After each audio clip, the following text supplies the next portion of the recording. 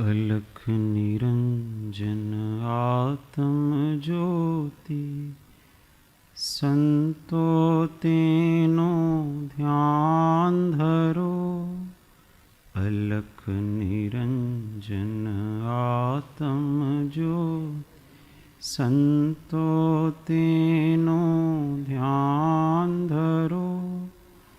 आरे काया घर आत्म हीरो, आरे काया घर आत्म।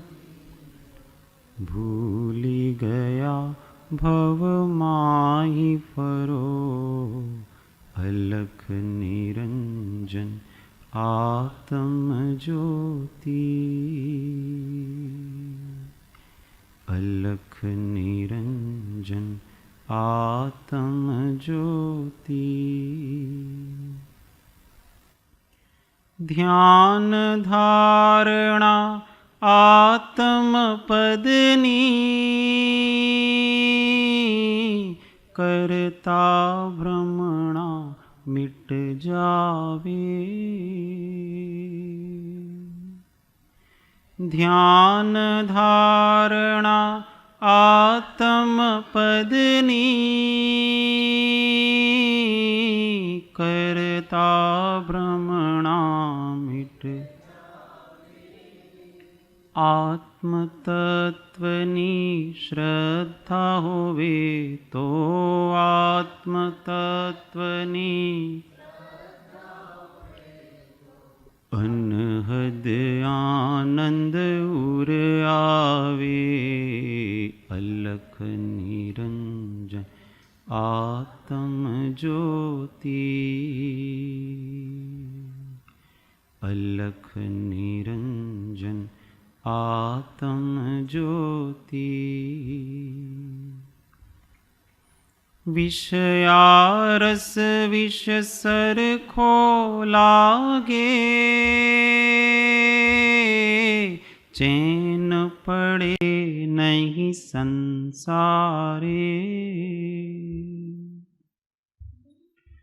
विषयारस विष सरखो न पड़े नहीं संसारे।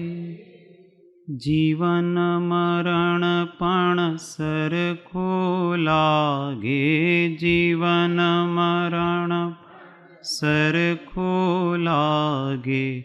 आत्म पद चिन्हे त्यारे, अलख निरंजन आत्म ज्योति। अलख निरंजन आत्म ज्योति। हल को नहीं भारे आत्मा, केवल ज्ञान तणो दरियो। हल को नहीं भारे आत्मा,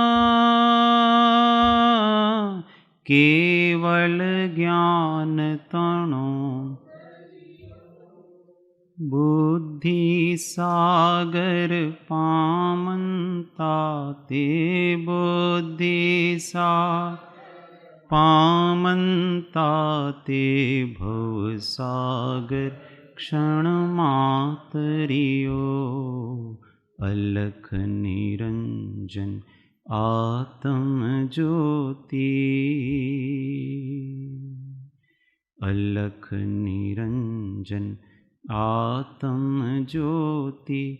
संतो तेनो ध्यान धरो, आरे काया घर आत्म हीरो, आरे काया घर आत्म हीरो।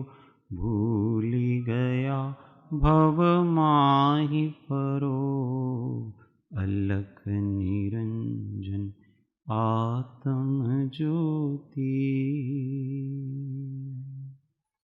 अलख निरंजन आत्म ज्योति।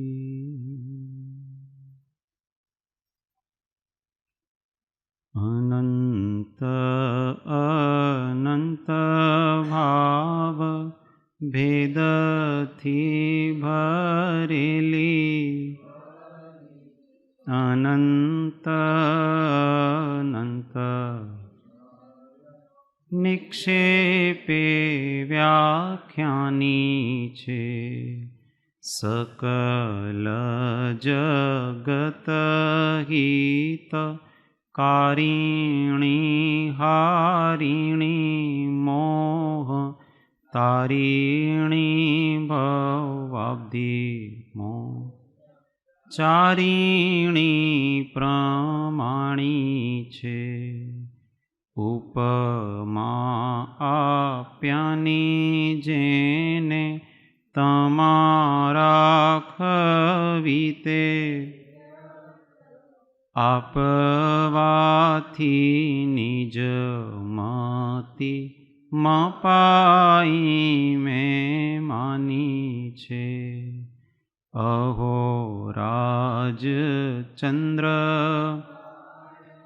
ख्याल नथी पामताय, जिनेश्वर तणी वाणी जाणी तेणे जाणी छे। गुरुराज तणी वाणी जाणी तेणे जाणी। मोक्षमार्गस्य नेतारं भेतारं कर्मभूभृतां, ज्ञातारं विश्वतत्त्वानां वन्दे तद्गुणलब्धये, वन्दे तद्गुणलब्धये। ॐ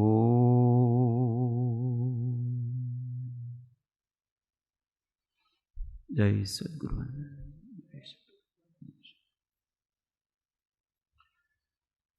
स्वाध्याय में श्री तत्वार्थ प्रबोधिनी तत्वार्थ सूत्र टीका, अध्याय 1, सूत्र 4,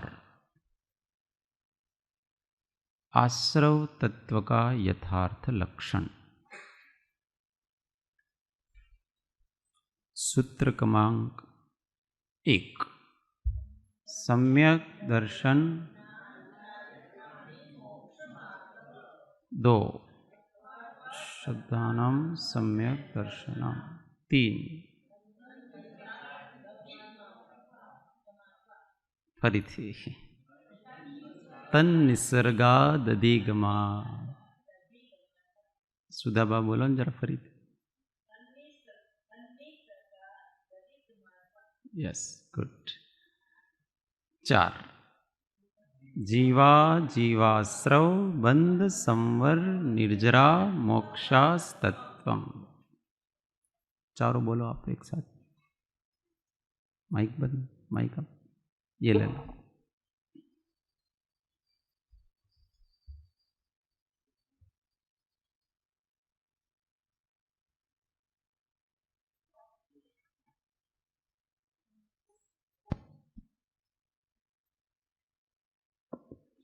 सम्यक दर्शन ज्ञान चारित्राणि मोक्ष मार्ग। तत्वार्थ श्रद्धानम सम्यक दर्शनम। श्रद्धानम नहीं, श्रद्धानम।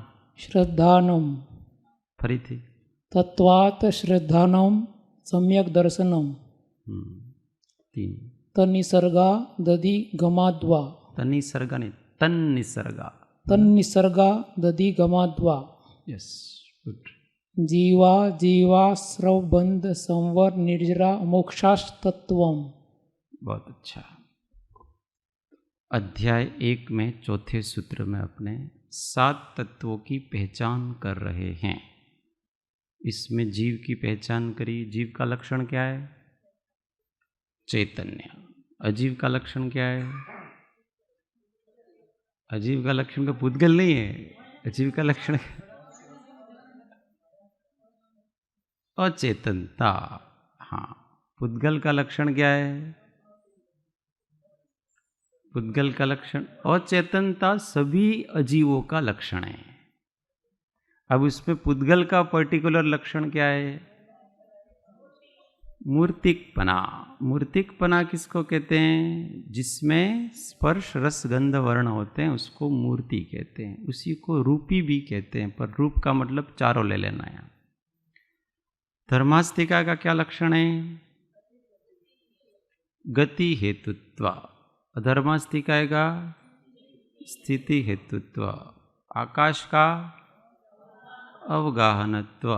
काल का वर्तना। ठीक है, तो अभी जीव और अजीव दो तो हो गए, ज्ञेय तत्व हो गए। अब हे तत्वों की पहचान करेंगे, फिर उपादेय तत्वों की पहचान करेंगे। ज्ञेय तत्व कितने? दो को जानना चाहिए। किन दो को जानना चाहिए? जीव और अजीव को। आश्रव और बंध को जानना चाहिए कि नहीं जानना चाहिए? जानना चाहिए, पर उनको हे मानना चाहिए। ज्ञेय सभी हैं, जानने योग्य तो सभी हैं, परंतु आश्रव और बंध को जान करके क्या करना चाहिए? हे मानना चाहिए। छोड़ना नहीं। क्या छोड़ोगे आप? छोड़ना नहीं, हे मानना चाहिए, बस इतना ही है। छोड़ करके क्या डालेंगे अपन उसको? फिर आश्रव, हाँ, बंध, संवर, निर्जरा और मोक्ष, इनको क्या करना चाहिए? जानना चाहिए कि नहीं जानना चाहिए? जानना चाहिए। जान करके क्या करना चाहिए? उपादेय मानना चाहिए। समझ में? ये सब हे गे उपादेयपना मानने की अपेक्षा है, जानने की अपेक्षा नहीं। सबको जानना चाहिए। अब आश्रव तत्व को अपन जानेंगे। किससे जानेंगे? लक्षण से जानेंगे। सारी द्वादशांगी का सारभूत सूत्र है तो वो ये चौथा सूत्र है। इन चौथे सूत्र का विस्तार ही द्वादशांगी है, और इस सूत्र में जो तत्व बताए हैं उनको अगर अपन यथार्थ रूप से जान लेंगे तो मुक्ति के मार्ग के मूल की हम पहचान कर लेंगे, क्योंकि इसी से सम्यक दर्शन होता है, और सम्यक दर्शन से सम्यक ज्ञान होता है। दृष्टि सम्यक हो गई तो अंतर्मुख होते हैं, तो चारित्र पैदा होता है। आश्रव तत्व का यथार्थ लक्षण हिंदी में 65, गुजराती में 56। आत्मा में शुभाशुभ कर्मों की आवक होना श्री जिनेन्द्र देव द्वारा आश्रव कहा गया है। यहाँ पर कर्मों की आवक से तात्पर्य अकर्म रूप कार्मण वर्गणाओं का प्रकृति प्रदेश स्थिति अनुभाग रूप कर्म रूप परिणत होने से है। देखो, आना का मतलब क्या है? कहीं से बाहर से आने का मतलब नहीं है। ये चार चीजें होती हैं तो उसको अपन आवक कहा। कार्मण वर्गणाएं तो पहले से ही हैं अपने आत्म प्रदेशों पर, परंतु उनमें वो कर्म रूप नहीं है, अकर्म रूप हैं, अभी शुष्क हैं। तो उसमें अपनों ने क्या रस भर दिया? क्या क्या रस भरे इसमें? प्रकृति पड़ गई, प्रदेश उनकी प्रकृति बन गई, उनके परमाणु नियत जो भी हैं जिन जिन की प्रकृति पड़ी, फिर वो नियत काल की स्थिति पड़ गई, फिर उनका रस पड़ गया, तो ये कर्म हो गया। जिसमें प्रकृति प्रदेश स्थिति अनुभाग होते हैं उसको क्या कहते हैं? कर्म कहते हैं। और ये चार नहीं हो ऐसी कार्मण वर्गणाओं को अपन कर्म नहीं कहेंगे, चूंकि कर्मरूप होने योग्य कार्मण वर्गणाएं लोक में सर्वत्र ठसाठस भरी हुई होने से अपने आत्म प्रदेशों पर भी सदैव एक क्षेत्रावगारूप रहती हैं। कौन? कार्मण वर्गणाएं। जब इन अकर्म रूप शुष्क कार्मण वर्गणाओं में आत्मशक्तियों को आवरित करने में समर्थ, इसको समझना, जब इन अकर्म रूप शुष्क कार्मण वर्गणाओं में आत्मशक्तियों को आवरित करने में समर्थ ऐसा प्रकृति स्थिति अनुभाग और प्रदेश रूप सामर्थ्य प्रकट हो जाता है, तब उन्हें कर्म संज्ञा दी जाती है। तब जाकर के ये कर्म कहे जाते हैं। इन अकर्म रूप कार्मण वर्गणा का कर्म रूप में परिणमन होना ही वास्तव में आत्मा में कर्मों की आवक है। अतएव इसे ही आश्रव कहा गया है। भाई आत्मा में कर्म बढ़े ऐसे कैसे कह सकते हैं? कार्मण वर्गणाओं के होने मात्र से नहीं कह सकते हैं। अगर वो कर्म रूप हुए तो वो बढ़े। ऐसा कोई अपने घर में बैठा है पर अपने घर का नहीं है, तब तक कोई अपने को पूछे इस घर में कितने सदस्य रहते हैं? अब अपने घर में 50 लोग बैठे हैं। कितने लोग बैठे हैं? और कोई उनको पूछे कि आपके घर में कितने लोग रहते हैं, तो हम क्या बताएंगे? हमारे घर में जिस 4 लोग तो 4 रहते हैं, तो बाकी बैठे वो क्या है? बाकी बैठे वो घर के, और घर में कोई डिस्टर्ब भी करते। ये कार्मण वर्गणा ऐसी है, घर में बैठे हैं अपने आत्म प्रदेशों पर, परंतु वो कर्म रूप में नहीं है। इसलिए हमारी आत्मा की शक्तियों को जरा भी तकलीफ नहीं देते, आवृत करते। और कर्म क्या करते हैं? हमारे आत्मा की शक्तियों को आवृत करते हैं, इसलिए उनको कर्म कहते हैं। जो नुकसान नहीं पहुंचाए उसको नहीं कहते। कार्मण वर्गणा से कर्मरूप परिणमन होने में 2 घटक काम करते हैं। अब वो कार्मण वर्गणाएं कर्मरूप हुई, उसमें क्या किस कारण से होती हैं वो बताएंगे। योग तथा कषाय। मन वचन काय की प्रवृत्ति से आत्म प्रदेशों में परिस्पंदन होने को योग कहा जाता है। योग किसको कहते हैं? मन वचन काय की प्रवृत्ति से आत्म प्रदेशों में परिस्पंदन होने को योग कहते हैं। आत्म प्रदेशों में स्पंदन होता है, हिलते हैं, वो तो योग है। तथा क्रोधादि विकारों को कषाय कहते हैं। कषाय किसको कहते हैं? क्रोधादि विकारों को। योग और कषाय दोनों मिलकर कार्मण वर्गणाओं को प्रकृति, प्रदेश, स्थिति और अनुभाग रूप करते हैं। इनमें प्रकृति और प्रदेश शक्ति का कारण योग है तथा स्थिति और अनुभाग शक्ति का नियामक कारण कषाय भाव है। जो 4 बताए ना, प्रकृति, प्रदेश, स्थिति और अनुभाग, तो प्रकृति और प्रदेश वो किसके कारण से आते हैं? योगों के कारण से। और स्थिति और अनुभाग किससे पड़ते हैं? कषाय के कारण से पड़ते हैं। अगर कषाय न हो तो कर्म का आश्रव तो होगा, परंतु क्या होगा? बंध नहीं पड़ेगा, कि बंध कषाय से पड़ता है। बंध का मतलब होता है उसकी स्थिति पड़ना। स्थिति मतलब रुकना। स्थिति कहो, स्थिरता कहो, रुकना कहो, ठहरना कहो, ये सब एकार्थवाचक शब्द हैं। तो वो ठहरेगा कर्म तो उसको बंध कहेंगे, बंधा।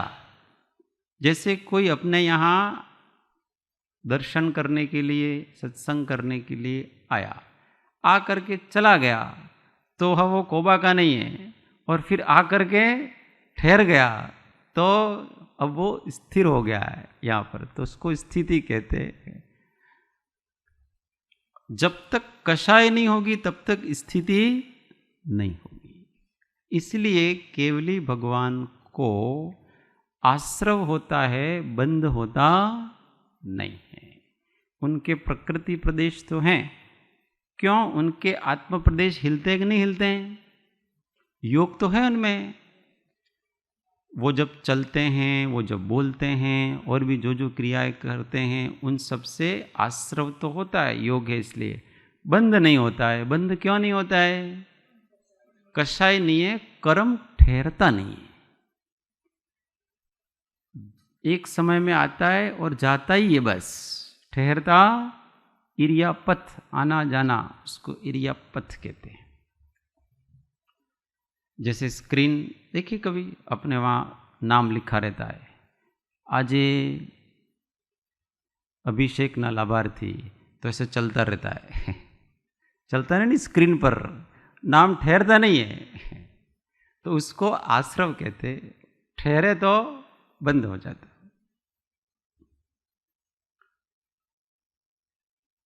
द्रव्य और भाव से आश्रव के दो भेद कहे गए हैं। आश्रव के कितने भेद कहे? दो। एक द्रव्याश्रव और एक भावाश्रव। कार्मण वर्गणा से ज्ञानावरणादि कर्म बनना द्रव्याश्रव है, तथा कर्म बनने में निमित्त क्रोधादि विकारों के संस्कारों का बनना भावाश्रव कहलाता है। तात्पर्य यह है कि जब जीव क्रोधादि भाव करता है तब उसके निमित्त से कार्मण वर्गणाओं में स्थिति अनुभाग शक्ति पड़ जाती है और साथ साथ क्रोधादि का नवीन संस्कार भी पड़ जाता है। अब ये जोरदार बात है। उन क्रोधादि के संस्कार पड़ना और दृढ़ होना ही भावाश्रव कहलाता है। यहाँ संस्कार पड़ने का मतलब होता है संस्कार कर्म के रूप में, शक्ति रूप में वहाँ पड़ जाता है। जितने जितने कर्म बढ़े उतना उतना क्रोध करने की शक्ति भी बड़ी कि नहीं, क्योंकि शक्ति किसमें निहित है? निमित्त रूप में हम कर्मों में निमित्त है, पर आत्मा में क्रोध करने की शक्ति बड़ी। आपके जितने जितने मोहनीय कर्म, क्रोध मोहनीय कर्म आया, उतने उतने आत्मा की क्रोध करने की शक्ति बड़ी कि नहीं बड़ी? बस ये शक्ति बढ़ती है जो आत्मा की क्रोध करने की, विकार करने की, ये भावाश्रव कहलाता है। और उस शक्ति में जो निमित्त हैं वो ज्ञानावरणादि कर्म, वो कौन सा? द्रव्याश्रव कहलाता है। अर्थात ज्ञानावरणादि कर्म बनना द्रव्य कर्माश्रव है और क्रोधादि के नवीन संस्कार पड़ना भाव कर्माश्रव है। इसलिए ये नहीं समझना कि अपन क्रोध करते हैं तो केवल ज्ञानावरणादि कर्म बंधते हैं। क्रोध करते हैं तो हमारे क्रोध करने की शक्ति भी बढ़ती है। मान करते हैं तो हमारे मान करने की शक्ति भी बढ़ती है। माया करते हैं तो हमारे माया करने की शक्ति भी बढ़ती है। यह हम बढ़ा रहे हैं। किसको बढ़ा रहे हैं? विकारों की शक्ति को बढ़ा रहे हैं। जितना जितना रोकेंगे उतनी कम हो जाए। हम सोचते हैं हम इन द्रव्य कर्म तो अपने समय पे आकर के चले जाएंगे, शक्ति वहाँ के वहाँ खड़ी है। अगर कर्म, इसलिए तो अनादि के प्रवाह से कर्म तो आ करके चले गए, शक्ति प्रवाह रूप में शक्ति तो हमेशा रहती है। और जैसे हमने अभी एक कर्म बांधा और वो अपने समय पे आएगा और चला जाएगा, परंतु उसके जाने के साथ शक्ति नहीं जा रही है। उसकी शक्ति तो आप वृत्तियों को घटाएंगे तब ही जाएगी। वो तो अकाम निर्जरा जिसको कहते हैं ना, सविपाक कर्म आ रहा है और उदय होकर के जा रहा है। शक्ति आत्मा की वैसी की वैसी बनी हुई है, इसलिए आत्मा मुक्त नहीं हो रहा है। हमारा टारगेट क्या है? कर्मों को खिसकाना ये हमारा टारगेट नहीं है, वो तो अपने आप खिसकेंगे। अपना टारगेट क्या है? अपने संस्कारों को खिसकाना, वृत्तियों को खिसकाना। अगर वो हमारी क्षय नहीं होती हैं तो फिर संसार कितने परावर्तन हैं? 5 परावर्तन है। कितना समय लगता उसमें? अनंत काल लगता है। अतएव शुभाशुभ कर्मों का आगमन आश्रव तत्व का निर्दोष लक्षण जानना चाहिए। आशय यह है कि जो क्रोधादि नवीन संस्कार बनने रूप भाव कर्माश्रव है वही संसार परिभ्रमण का मूल है। इसके बिना मात्र योग से होने वाला प्रकृति प्रदेश रूप द्रव्य कर्माश्रव बंध का हेतु नहीं होता है। अतएव सर्व प्रयत्न पूर्वक कषाय वृत्तियों के निग्रह का उद्यम करना चाहिए।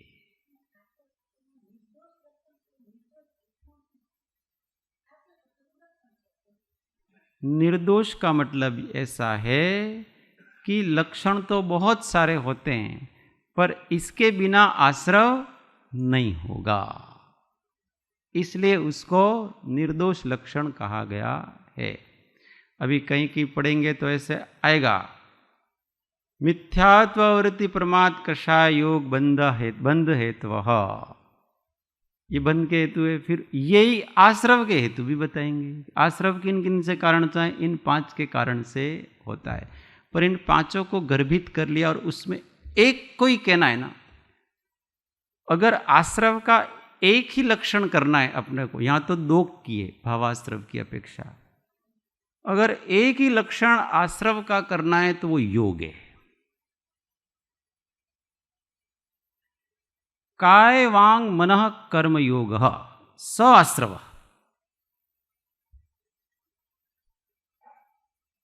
बंध का लक्षण करना है तो कषाय, और आश्रव का लक्षण करना है तो, पर ये सूक्ष्म बात समझ में नहीं आए इसलिए अपन सुनते आ रहे हैं कि आश्रव होता है इससे, इसलिए इधर कषाय को भी ले। बाकी आश्रव का निर्दोष लक्षण क्या मानना चाहिए अपने को? योग। क्यों मानना चाहिए? क्यों? क्योंकि जहां जहां योग है वहां वहां आश्रव है। अभी जहां जहां कषाय है वहां वहां आश्रव है कि नहीं है? पर जहां जहां आश्रव है वहां वहां कषाय है कि नहीं?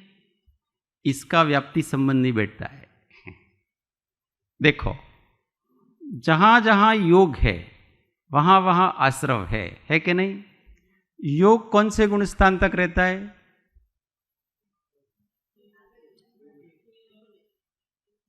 कोई कह रहा है 14वां, कोई कह रहा है 13वां, कोई कह रहा है 12वां। एक मत होना चाहिए अपने को, एक मत हो सब। कौन सा? 13वां गुणस्थान। चलो, 13वें गुणस्थान तक आश्रव होता है। 13वें गुणस्थान तक योग है कि नहीं? योग है। ठीक। अब अपन कषाय को भी आश्रव का लक्षण करें तो उसमें कौन सा दोष आएगा? हाँ, अव्याप्ति। देखो जोरदार बात, अभी सब समझ रहे हैं धीमे धीमे। क्योंकि 13वें गुण स्थान में आश्रव है किंतु बंध नहीं है। इसका मतलब कषाय के बिना भी आश्रव तो होता है, परंतु योग के बिना कभी भी आश्रव होता नहीं है। बात समझ में आई? इसलिए एक शब्द में आश्रव का लक्षण करना है तो क्या कहेंगे? योग। ऐसे सबका पर्टिकुलर वस्तु जाने। और बंध कहा तो एक शब्द में कहना है कि बंध का क्या कारण है? तो कषाय। जहां जहां कषाय है वहां वहां बंध है। अब क्योंकि 13वें गुण स्थान में कषाय नहीं है इसलिए वहां बंध भी नहीं है। इसलिए अपने को क्या करना चाहिए? अब योग से भले आश्रव हो पर हमको कोई प्रॉब्लम होती, प्रकृति प्रदेश से जीव को कोई प्रॉब्लम नहीं है। मुख्य प्रॉब्लम किससे? अरे स्थिति से भी नहीं है, अनुभाग से ही है। अगर रस न हो तो कोई बात नहीं, कर्म आए और उदय में आए जाए अपने को, पर वो रस है ना। कर्म का फल कौन देता है अपने को? रस। ये कर्म का फल ही रस है। और तो अगर कोई अपने आत्मा पे कर्म रहे और उसका कोई रस ही नहीं हो तो रहे न भले, कोई दिक्कत नहीं। वैसे भी आत्मा के ऊपर सत्ता में तो रहते ही हैं। जब तक वो रस नहीं देते हैं तब तक अपने को कोई नुकसान भी होता। जब अपना रस देते हैं मतलब फल देते हैं तभी अपने को नुकसान करते हैं। ये रस है। और ये रस कैसे पड़ता है? कषाय से पड़ता है। हम पंचेंद्रिय के विषयों में रस लेते हैं इसलिए कर्मों में रस पड़ता है। बाहर रस लेंगे तो किस में रस पड़ता है? कर्मों में रस पड़ता है। और अगर हम बाहर रस लेना छोड़ दें तो कर्मों में रस नहीं पड़ेगा। अनुभाग शक्ति होगी। नीरसता से सब किया जाए, उदासीनता से सब किया जाए तो कर्मों में अनुभाग शक्ति अल्प पड़ती है, जिसको अपन फूंक मारते ही उड़ा सकते हैं। ऐसी अनुभाग शक्ति पड़ती है। इसलिए आश्रव को जानने का क्या फल होगा? आश्रव नहीं करना है तो योगों की प्रवृत्ति को अल्प करना चाहिए। जिसको भी आश्रव नहीं करना है उसको क्या करना चाहिए? योगों की प्रवृत्ति को कम करनी चाहिए। काय की प्रवृत्ति कम की जाए, वचन की प्रवृत्ति कम की जाए और मन की प्रवृत्ति कम की जाए। परंतु योगों की प्रवृत्ति कषाय के ऊपर डिपेंड है। अगर कषाय है तो आपके योग की प्रवृत्ति होगी। हम बोलते हैं ना, बोलते हैं। अगर किसी के अंदर कषाय नहीं है तो वो बोलेगा? किसी के अंदर कषाय नहीं है तो वो नहीं बोलेगा। केवली भगवान के अंदर कषाय नहीं है, वो बोलते हैं? हमको लगता है कि वो बोलते हैं, केवली भगवान बोलते हैं। उनको अनुराग नहीं है। राग और द्वेष हो तो ही वचन की प्रवृत्ति हो सकती है, और राग और द्वेष हो तो ही काय की प्रवृत्ति भी हो सकती है। छद्मस्त जीव के जितने भी काय की प्रवृत्ति हो रही है, वचन की प्रवृत्ति हो रही है, वो सभी कषाय पूर्वक हो रही है, भगवान के नहीं होती।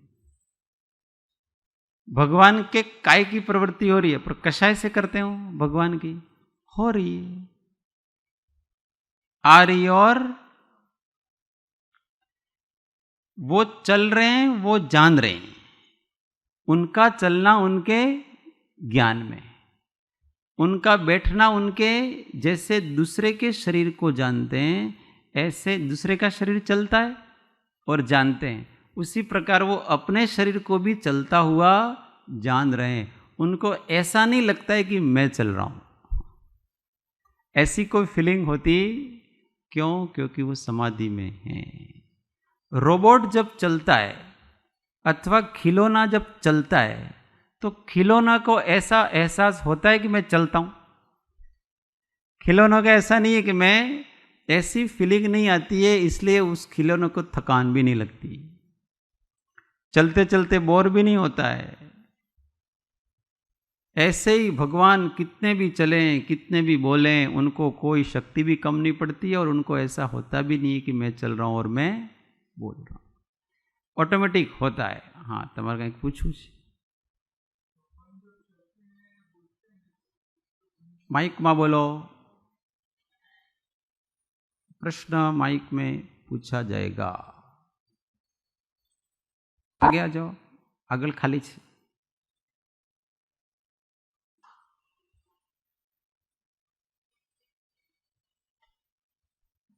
माइक चालू करो।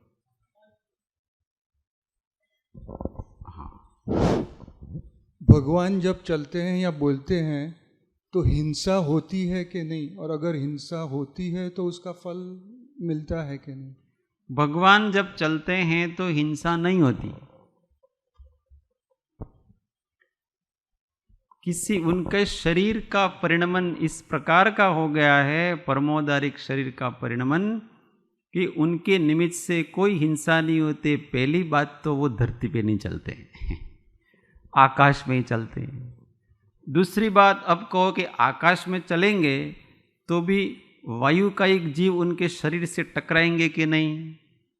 उनके वायु का एक जीव अगर शरीर से टकराएंगे तो उनको तकलीफ होगी कि नहीं? वायु का एक जीवों को अभी हवा अपने से टकराती है तो वो बेचारी बहना चाहती है, हमारा शरीर आड़े आ गया उसका, तो उसको तकलीफ हुई कि नहीं हुई?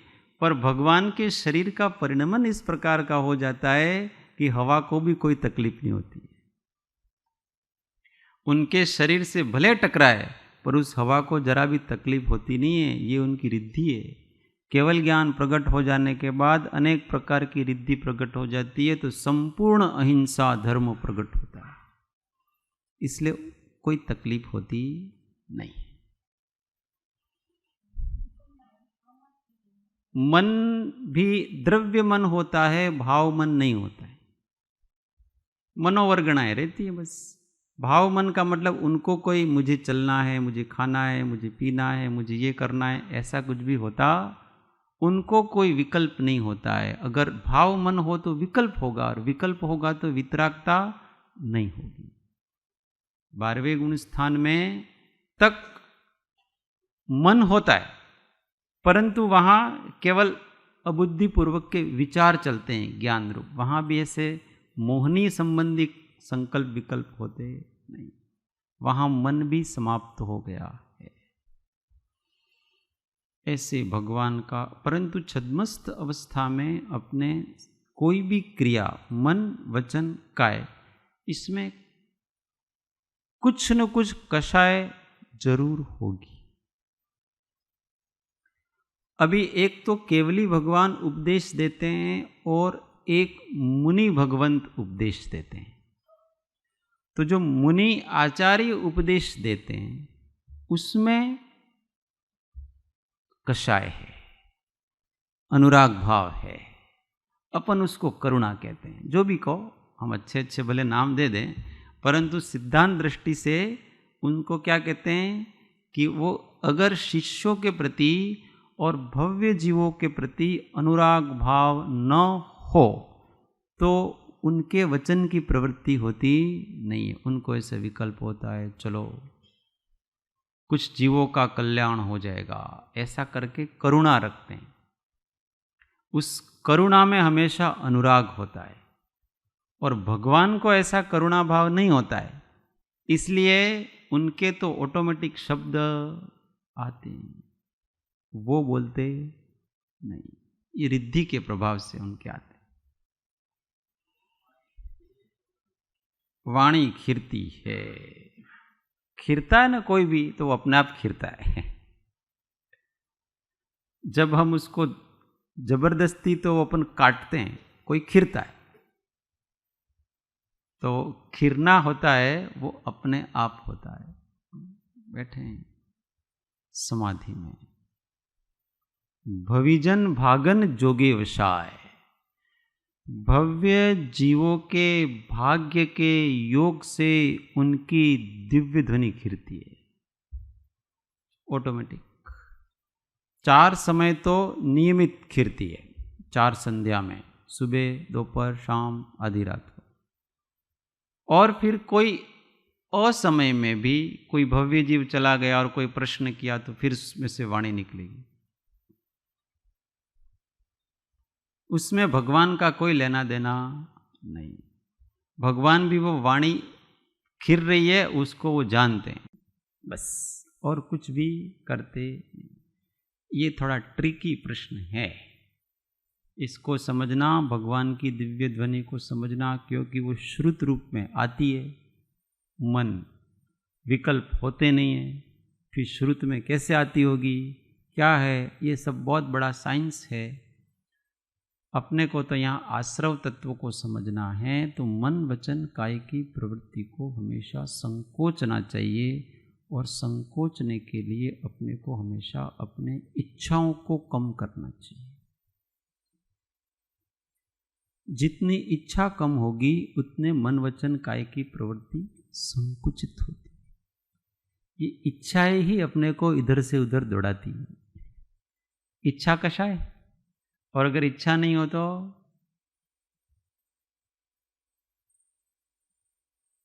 अनिच्छक बनना चाहिए।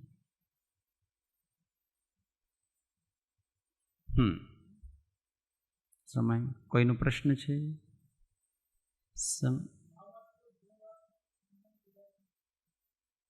समझाया ना? द्रव्याश्रम मतलब ज्ञानावरणादि कर्मों का आना, भावाश्रम मतलब अज्ञान क्रोध आदि संस्कारों का पड़ना। भावाश्रम है वो भाव है, क्रोध मान माया लोभ ये भावाश्रव कहलाते हैं। इससे नए संस्कार क्रोध मान माया लोभ के पड़ते हैं। और ज्ञानावरणादि कर्म हैं वो द्रव्य संस्कार है, वो निमित्त हैं, और ये जीव के अपने हैं, उपादान है। ये भाव आश्रव इसलिए कहते हैं। जितने भी कषाय हैं वो सभी भाव आश्रव हैं, और जितने भी कर्म हैं वो सभी द्रव्याश्रव है, ऐसा जानना चाहिए। और कोई प्रश्न? દ્રવ્યાશ્રવનું નિમિત્ત પામીને જ ભાવાશ્રવ ઉત્પન્ન થાય કે हाँ, ત્યાં સુધી એક્ટિવ નથી? जब कर्म का उदय न हो तो भाव नहीं होगा। वो दोनों एक दूसरे का संबंध निमित्त पा करके ही होते हैं। भाव नहीं है तो कर्म नहीं है, और कर्म नहीं है तो भाव नहीं है। तो अपने को करना क्या? कर्म भी अनादिकाल से हैं, भाव भी अनादिकाल से हैं, तो अब कर्मों से छूटना कैसे? कर्म का निरंतर बंधन निरंतर उदय में आ रहा है, उससे नए भाव हो रहे हैं, फिर उससे नए कर्म बन रहे हैं, फिर उसके उदय आता है, फिर नए भाव बन रहे हैं, फिर उससे नए कर्म बन रहे हैं। अपने इस चक्र से छूटना कैसे? कोई रास्ता मिलता नहीं है। छूटने का रास्ता कुछ है कि नहीं अपने? उसमें आत्मा स्वतंत्र है। देखो समझ में, पुरुषार्थ कहाँ करना है अपने को? आत्मा में करना है। आत्मा कोई भाव करने के लिए बाध्य नहीं है।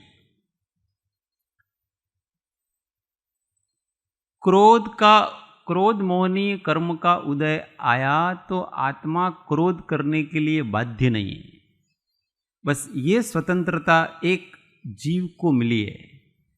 इस स्वतंत्रता का जो लाभ उठाता है वो मुक्त हो जाता है, और इस स्वतंत्रता का कोई लाभ नहीं उठाता है वो हमेशा बंधन में रहता है। परंतु लोगों को पता ही नहीं है कि मैं स्वतंत्र हूँ। वो अपने आप को भी, बहुत से लोग भारत में ऐसे हैं, उधर बिहार और अरुणाचल प्रदेश और उधर जाओ, वो भी गुलामी, उनको यूँ पता है कि हम तो अंग्रेज़ों के दास हैं। अभी कोई अंग्रेज़ों के दास नहीं है, उनको स्वतंत्रता मिल चुकी है, पर स्वतंत्रता समझानी पड़ती है कि अब तुम किसी के अधीन। कोई ज्ञानी मिलता है तो कहता है कि तुम अपने पुरुषार्थ में स्वतंत्र हो, तुम इसकी बाध्यता नहीं है तुम्हारी, तो वो अपना पुरुषार्थ जगाता है, मुक्त हो जाता है। એટલે દ્રવ્ય કર્મ ઉદયમાં આવ્યો એટલે એની સેજ આપણને અસર થાય એમ, અને પછી આપણે ક્રોધ કરવો કે નહીં એ આપણી સ્વતંત્રતા. સેજ અસર પણ ન થાય તો જો તમે જાગૃત હો તો. દ્રવ્ય કર્મ ઉદયમાં આવે એનું ફળ શું? द्रव्य कर्म उदय में आया, उसके निषेक आकर के खिर गए, अगर आप जागृत हैं तो उसका कोई फल नहीं। इसलिए जो समाधि में रहते हैं उनको कर्मों का कोई फल नहीं। ऐसा थोड़ी है कि पहले उदय में आएगा, फिर थोड़ा सा फल मिलेगा, और फिर आप पहले से ही जागृत हैं तो कर्म का उदय तो निरंतर ही आ रहा है। कोई समय ऐसा नहीं है कि कर्म का उदय नहीं आ रहा है। और आप जब जब जागृत हैं तब तक आपके कर्म का फल नहीं है, और जब जब अजागृत हैं तब तक आपका कर्म का फल है। अब आपको थोड़े कर्म का उदय आया अजागृति के कारण से, और उदय आने के बाद आप जागृत हो गए तो फिर बाद का फल नहीं मिलेगा। એનો અર્થ એમ કે જીવ જો જાગૃત બને તો દ્રવ્ય કર્મ આશ્રવનો કોઈ રોલ જ નથી. यस, अगर द्रव्य कर्म का उदय से नवीन कर्म बंध ऐसा हो तो जीव कभी भी मुक्त नहीं हो।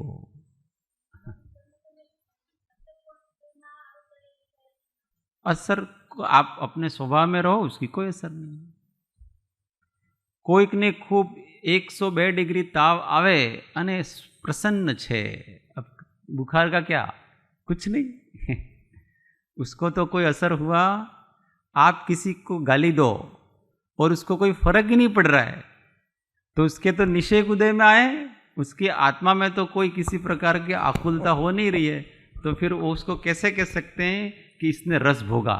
रस तब भोगा जाता है जो कर्म आता है उसके अनुरूप आपके परिणाम हो, तब माना जाएगा कि उसने उसके रस को भोगा। परिणाम हो ही नहीं रहे, रस का भोगना कैसे? आपे पहला कीधुं के क्रोधादी शक्ति वधी गई, हाँ, तो ये शक्ति वधी गई ये केवी रीते जाए पछी? ये तो बहार आवी ज पड़े ने क्यांक। स्वभाव वो शक्ति बढ़े। आप अब स्वभाव की दृष्टि करके शक्ति को घटा भी तो सकते हैं दोनों। आत्मा कुछ भी कर सकता है। आत्मा विभाव करने की शक्ति को बढ़ा भी सकता है और विभाव करने की शक्ति को घटा भी सकता है, ये स्वतंत्रता है।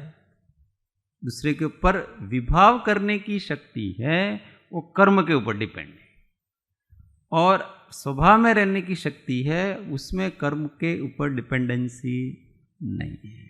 बस इतना ही स्वतंत्रता है और ये बहुत बड़ी स्वतंत्रता है। इसी को अपने को पहचानना। हमको अगर विभाव करना है तो कर्म के अधीन रहना पड़ेगा। किसी को यहां कहे कि तुम अभी गुस्सा करो, नहीं कर सकता। उस प्रकार का उदय होना चाहिए। किसी को कहो अभी तुम जोर जोर से हंसो, कैसे हंसेगा? नहीं हंस सकता। उदय चाहिए ना उसके। परंतु केवल शांत रहना है, कभी भी रह सकते हैं आप, 24 घंटे रह सकते हैं। इसको समझना चाहिए। ओ टाइम हो गया आपका, खाली हाँ, शब्द है ये जो 3 चेतना कही अपने अंदर में सब, कर्म फल चेतना, कर्म चेतना और ज्ञान चेतना, इसका संबंध ये रहता है। ज्ञान चेतना वालों को किसी भी प्रकार से कर्म बंध का, कर्म के उदय का कोई असर पड़ता? केवली भगवान की ज्ञान चेतना है, इसलिए उनके प्रति समय कर्म आते हैं, उदय में भी आते हैं, सब जाते हैं, कोई फर्क पड़ता नहीं। कर्म चेतना में कर्म का कर्तापना होता है, मैं कर रहा हूं, ऐसा करता है, क्योंकि कषाय सहित है। कर्म फल चेतना में केवल भोगता है। जहां केवल भोक्तापने का एहसास है, अनुभव है, वहां कर्म फल चेतना। कर्तापने का एहसास है, अनुभव है, वहां कर्म चेतना है। और ज्ञातापने का एहसास है, अनुभव है, वहां ज्ञान चेतना है। शॉर्ट में ये तीनों इस प्रकार से समझना चाहिए।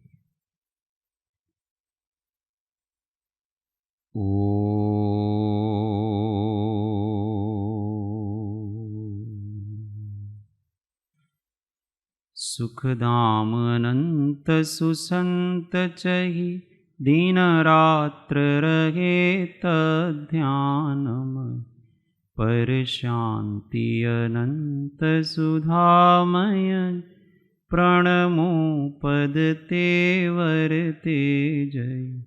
ओ प्रणमो पद तेवर ते। बोलो महावीर स्वामी पंच परमेष्ठी परम कृपाळु सद्गुरु सब संतन की शुद्ध आत्मदेव की जय। ओ